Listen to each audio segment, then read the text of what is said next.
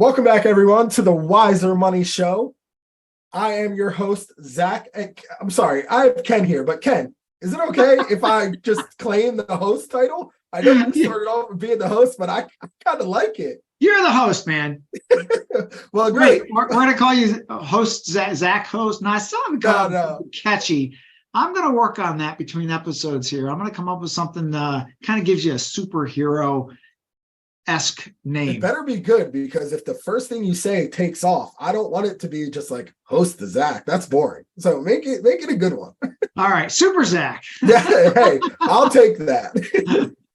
Ken, so we have you back here, and we left off the last episode, you saying that you were going to explain trust in a little bit more detail, and then go through the 5 mistakes or 5 biggest mistakes that people make when actually creating a trust. So I want to throw it back over to you and kind of just walk us through the trust process and what a trust really is. All right. Well, I'm going to try to keep this episode within about maybe 12 minutes to maybe 15 at the most. If I don't get through the concept of what a trust and how it works, then what we'll do is I'll do the 5 mistakes in the next episode. But let me start off just by saying what a trust is. It's a contract. That's the easiest way to understand it. People confuse it with all kinds of other things. It's just a contract. So in a contract, you have different parties. So if you're buying and selling real estate, you have a buyer, you have a seller, right? So you have parties in the contract. Right. But the important thing to remember is that when you have a situation when you die without a will or with a will, what you're doing is you're leaving instructions for a court to interpret on what they think you wanted, but it also leaves it open to a lot of argument of interpretation, because most wills are very boilerplate. And the law is all about interpretation. So that's right. Versus let's say you created a contract, and the contract includes, now these terms sometimes are interchangeable, a grantor or a trustor. Okay. We're going to, for the sake of today, just make life easy, say they're the same. I'm going to use the terminology grantor. What is a grantor? Well, it's somebody that's contributing something, right? So technically, Zach, you could actually create a trust for me, and you could be the trustee, and I could be the grantor. And there could be a third party as the beneficiary. Got it. So it doesn't There's a lot of moving parts in that one, though. Well, so there's 3 basic parts. There's the person who is granting an asset to the trust. There is a person who will control and manage the trust. And then there is a beneficiary of the trust. Now, here's what's interesting. You create a contract. You can create a contract that says you're all 3 parties while you're alive. Yeah. So you're the grantor.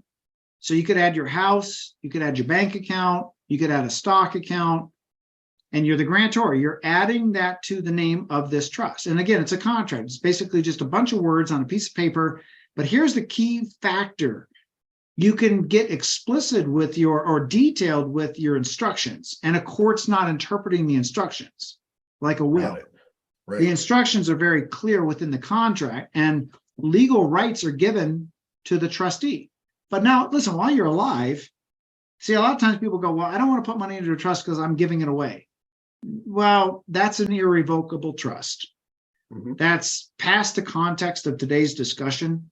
We're going to just talk about something called a grantor trust, and that's a simple trust while you're alive. You might have heard the terminology revocable living trust. Yep. And if you define that, it's revocable. You do whatever you want to do with it. You can cancel it. Living, you do it while you're alive. So when you create the trust, what you're doing is you're saying, I can add assets, but I can also do what? Take them back out.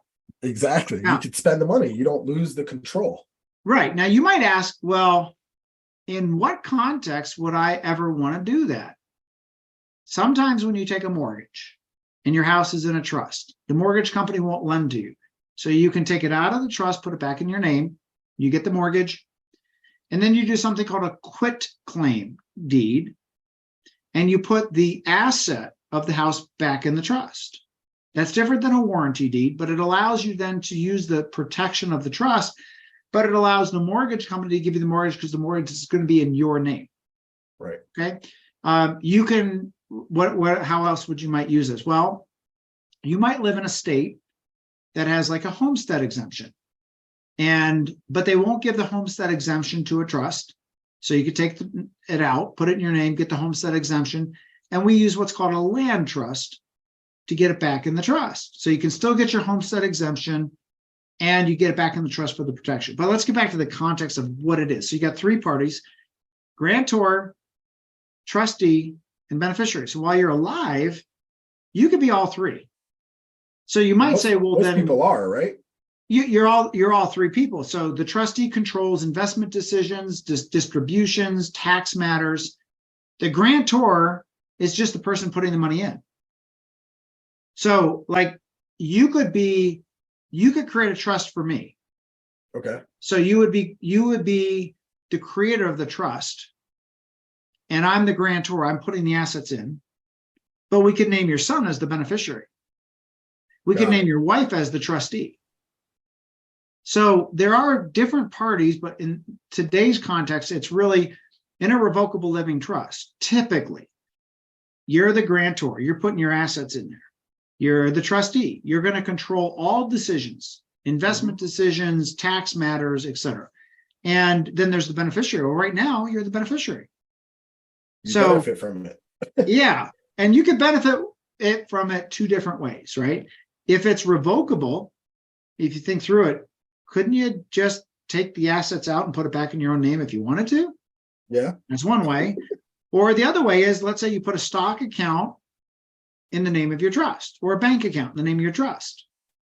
Well, while you're alive, you're the beneficiary and you're the trustee. And the trust says it can benefit you in any way that the trustee determines.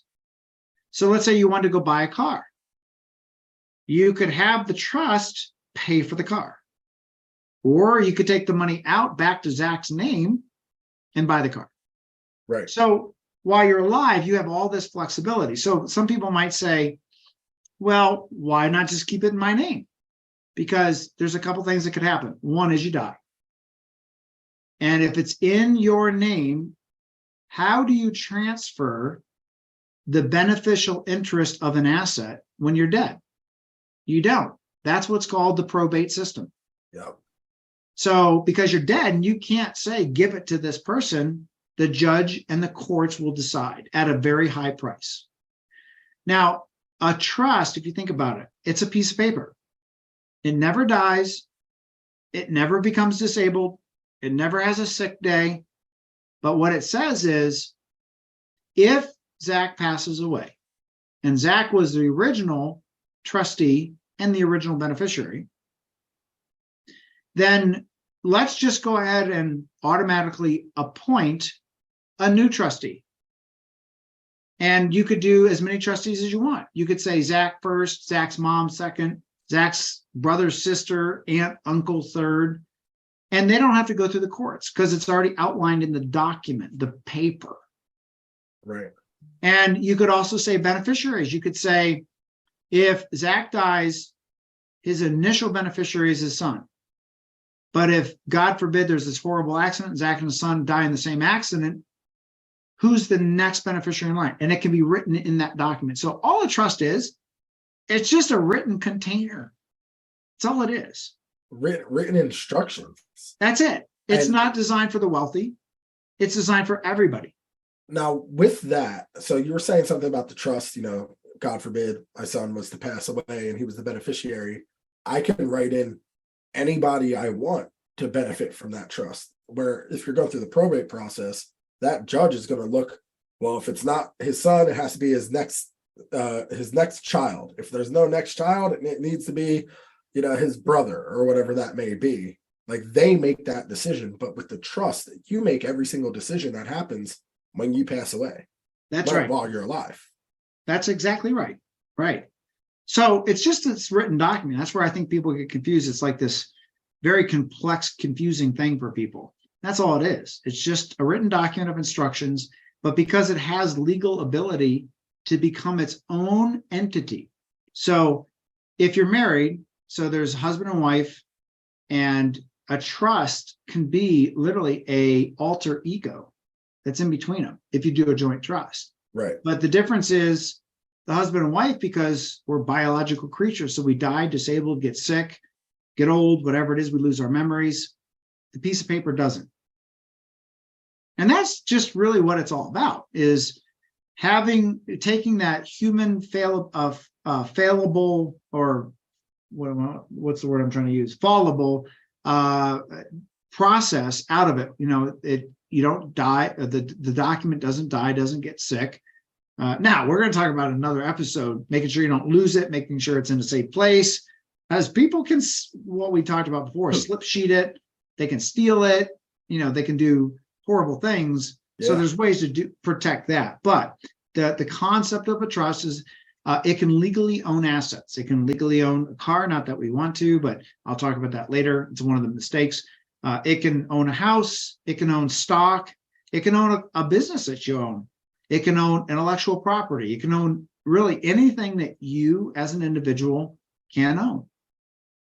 So then we get into, okay, so if we create the trust, who should be the parties in the trust?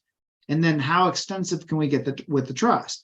I think it's important first, because I think a lot of people that are listening to this today probably already have a trust. Right. If you don't, what this is going to do is really prepare you for it.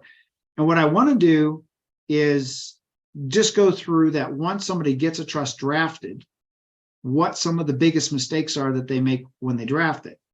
And then we'll get into the mistakes of who you have draft the trust, or what service you have draft the trust. Okay. So let me just cover this, because we're running up on our time here. I think the 5 biggest mistakes that I've seen that when people create a trust is in the design of the trust. And we'll get into this next episode. Leaving a lump sum to a child is number 1. And really anybody. Number 2 is not funding the trust.